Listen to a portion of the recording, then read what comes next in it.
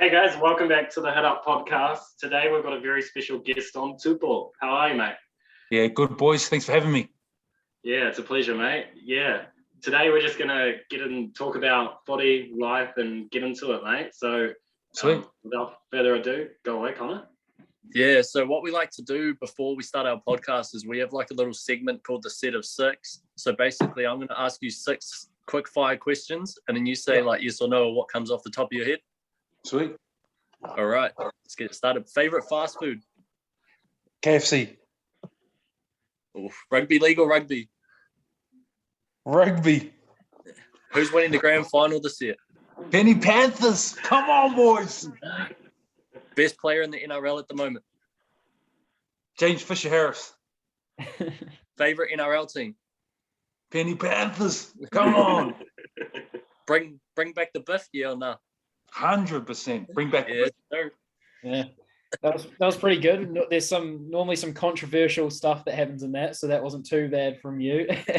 So we have what we do after the set of 6 is we get a few follower questions. So we chuck them up on our Instagram and they give a few questions I'd like to hear from you. So we've got one from @FYP Trav, and he asked, how long did it take for you to get scouted for first grade? Like, was it an easy thing where you just went straight into the NRL, or was it you had scouts coming to watch your games or stuff like that? Oh, bro, because I came through just Wellington rugby, went to Wellington College, played or rugby union, and then I made New Zealand Schoolboys. At the New Zealand Schoolboys Division of Australia, there were scouts, and then that's how I got picked up. So I didn't play league or anything, just came through the usual rugby system, and then got a knock on the door from this guy from the Canterbury Bulldogs, and he was like, I watched a New Zealand Schoolboys game, you keen to come over? And I just said, yep. What's the deal? And he gave me the deal, and I was out of there. I was out of Wellington. Yeah. We got one from @SE Katoa. Would you ever switch codes again, or are you content in rugby union now? Oh, personally, I don't think I'm fit enough to keep up with the game that it is now. Yeah. But thinking back to my when I was playing league, my game probably when I was playing then probably suits the game now. So like most back rowers are ball playing back rowers around about 100 to 105 kilos. You're pretty much a centre, and that's what I used to be back then. But back then the back rowers are huge, bro. They were like everyone was William kickouts. So I was just in the wrong timeline. Yeah. But no, I don't think I would go back because everybody's super fit now. So we've got one more follower question. This one's from KCP, and he asked, when did you make your NRL debut, and what was that feeling like? I made my NRL debut when I was 21 in 2013. So, I mean, I was pretty much a kid, but it was awesome because like 2 years ago, I was just playing in Wellington with the boys. And then I made it a goal to play in the NRL, and then luckily enough, I was one of the lucky ones, and to get a crack pretty early too. Sweet. Yeah, so you said that you went through Wellington rugby, and then also you made the Schoolboys. Who was someone that you looked up to, like trying to get to the top? Like who was someone that like mentored you or that you looked up to personally? I think Wellington College has a good production of rugby players, so I was always looking at the guy ahead of me. The first 15 boys ahead of me. I had my brother Tupou Sopoaga, obviously. There was Jeff Allen. He was New Zealand Schoolboys at the time. There was also a guy named Buxton Popioliti. He was like Wellington's golden child who kind of got injured. There was Reggie Goodez. He was the man. Dane Coles was a couple of years ahead, or a few years ahead of me. Namir Tialata. So it wasn't necessarily like the guys that were playing professional. It was more like the guys who were making those New Zealand Schoolboys teams or Hurricane Schoolboys teams. So it was really the first 15 boys who ended up having like mean careers. Yeah. So just going on about that Wellington College experience, I'm a Dooley. St. Pat's Town is where I'm. Yeah. Don't laugh, but Liam. Cheap shackers, I tell you, boys. Yeah. Well, I actually went to Wellington College myself, so up off the Dub C. WC, hoorah, brother. Hoorah. I wouldn't be like this. Probably my biggest experience, like favorite experience at St. Pat's was McKevity. Did you ever compete at McKevity at all, or was that more just because you were focusing on rugby, you didn't compete? No, I did compete at McKevity. Funnily enough, when I was year 9, I was in the 100-meter sprints. I did no good. I think I came like 7th. And then as I got older, my size I grew out, and I was doing the shot put, but I would only get like 3rd or something like that. You usually had the big boys from St. Pat's who were winning it, or Ramatai. I was good enough, but wasn't the best. So yeah. Yeah, so I have a quick question, and then I also have a follow-up question. Who were a couple of guys in the NRL that like really tested you and that you were scared to go up against? And then also in today's game, who would you not want to run at or be tackled by? I guess when I went to the Bulldogs, I really looked up to Frank Pritchard. So, I mean, I was fresh out of high school, 18, training with my idol, but at the same time, he's my competitor because he's in the same position as me. So, although I looked up to him, at the same time, I had to try to beat him in fitness, try to be stronger than him, try to run it straight to him. But he was awesome because he helped me a lot along the way, and also someone who tested me quite a bit when I first started playing first grade was when I went to the Sharks, and there was Paul Gallen and Luke Lewis. Those guys at the time were the best back rowers in the country. I was just a young fellow who was trying to make a name for myself, and they were never happy with my game. Always like critiquing it. Always, you need to be fitter, you need to be stronger, faster. But it actually made me a better person. So I got a lot of respect for those guys because they gave me a lot of time, but they also tested me. I mean, in terms of the person that I don't want to run at, he was my old teammate, is James Fisher Harris. He's just an absolute warhorse, and the same person he is playing this week was the same guy I met 5 years ago. So he's very scary, very scary. Definitely, I wouldn't want to run at him either. During your journey, did you have a favorite moment, like a key point in your career that stood out? I think for me was when I debuted for Penrith. The reason being is because in 2005 I was year 8, and in year 8 you usually have a yearbook. We had a yearbook that says where you're going to be in 10 years time, and at that time I wrote, in 10 years time I'm going to be playing for my hometown team, Penrith Panthers. And when I debuted, my mum sent me a photo of that, and there was kind of like the realization that, man, if you work hard, your dreams can come true. And Penrith is my team. I used to go for them like religiously back in the days, and knowing that I got to make my debut and play for Penrith for a little bit of my career, oh man, it was kind of like, man, I really did this. So I'm playing for Penrith. So yeah, that was really a really proud moment for me. That's sick. There's a common, like, we're just fans of the game, obviously. There's a common thought that unions like the pretty boys game, and you go there for the paycheck at the end of your career, like, and compared to league, it's obviously a bit harder. In your opinion, obviously you did both. Was it harder on the body to play league, or is it that's just a weird opinion that people have? Bro, because like rugby league's a young man's game, so you could debut from 18, and then you could be 6 years into your career, and you'll be 24 by the time you're finished. Not finished, but like you'll be considered a veteran. You have to go overseas, or you need to kind of be one of those top 5 superstars or franchise players to keep playing. So I mean, yeah, I think league is for a young man, for young men. But at the same time, if you want to prolong your career, moving to union or playing union is probably the right thing. Yeah, so I saw in 2016 you got to captain the Cook Islands against Lebanon, and you guys won 30-20. What was it like what was the feeling like captaining a national side? Bro, it was pretty mean. Like 3 years ago, I went to the World Cup with the Cook Islands. That was mean. But then to actually captain the Cook Islanders itself was awesome. Like looking back, I was pretty blessed. We had a lot of those boys are still playing in the NRL. They're now household names. Francis Molo was in the Maroons team. You have Joseph Manu. He's playing with the Roosters, the man. Then you've got other guys like Makisi. He's a prop for the Eels. I mean, he made his debut this year. I mean, that's 5 years ago. So it's pretty awesome. And looking at the team that we played when we played Lebanon, it was pretty crazy. Like they had quite a stacked team as well. Household names. I think they had like Mitchell Moses. What else they have? They had like Josh Mansour. It's pretty crazy, and we bet them. And we bet them. I don't know how, but we bet them. So it's pretty cool.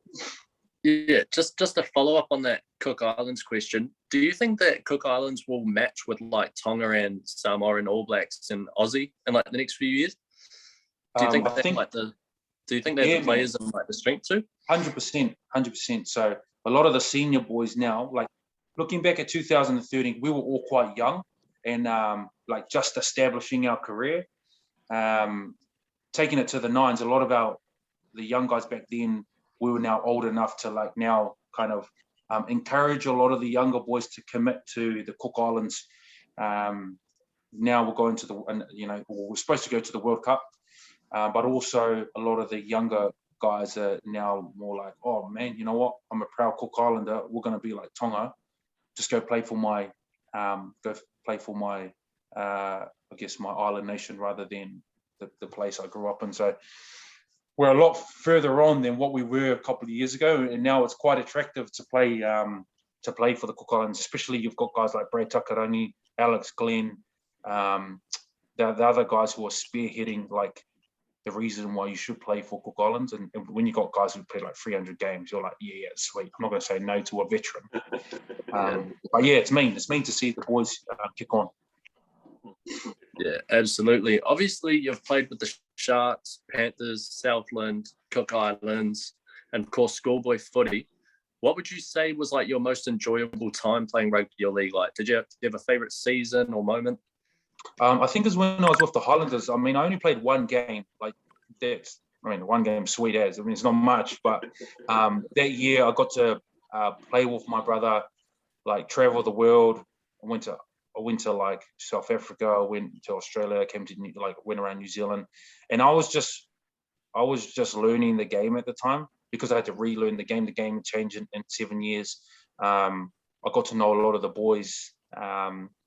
Like I didn't play much, but I always trained. But it was just cool because I was like traveling first class, being around all these like All Blacks, Aaron Smith, Ben Smith, Fikator, my brother. Like it was just like having like a free holiday, but you get to train and you get to learn. So that's something that I'm always going to cherish because me and my brother, when we went to Perth, we had a mean ass trip as well. So lost a bit of money, but yeah.